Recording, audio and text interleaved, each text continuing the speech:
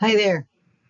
This episode is called It's My Child's Personality. It's their temperament. You know, I hear parents saying that their child is just naturally difficult or they're strong-willed. And while every child does have their own temperament, let me ask you this. When you change your approach, maybe just a little calmer or more consistent, or you use different words, do you ever notice just the smallest changes in your child's behavior? I think you would. The truth is, we can't change our child's temperament, but we absolutely can learn how to work with it more effectively.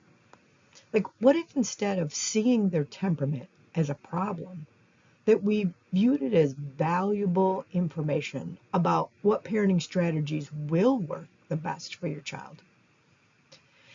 You know, it reminds me of a powerful story in the Bible. The scripture, this passage completely changed how I view people. Because in 1 Samuel 16, God sends the prophet Samuel to Jesse's home to anoint the next king of Israel. And when Samuel arrives, he sees Jesse's oldest son, Eliab, and he's tall, and he's strong, and he's impressive looking, and he says, surely this is who God's going to anoint. God says to Samuel, don't consider appearance or height, for I have rejected him. The Lord doesn't look at things that people look at.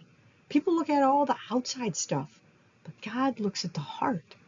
And so Samuel goes through all 7 of Jesse's sons, but God doesn't choose any of them. And then finally Samuel says, is this all the sons that you have? Are there any more? And Jesse admits that there's one more, young David, and he's out in the field tending sheep. But when David arrives, God tells Samuel, rise and anoint him. This is the one. Now, here's the beautiful thing. David probably had the same traits that might have driven his own parents crazy. I mean, he was passionate and he was intense and he was willing to take on the giants when everybody else cowered. God saw those very traits as exactly what he needed for kingship.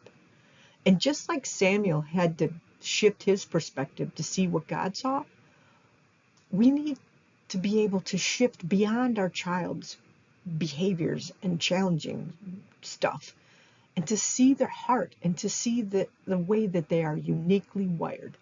And that stubborn child might be determined and persistent and a great leader, or that overly sensitive child might have deep empathy and intuition. Our job isn't to change their God-given temperament, but how to guide those traits and to be expressed and channeled for good. Think on this.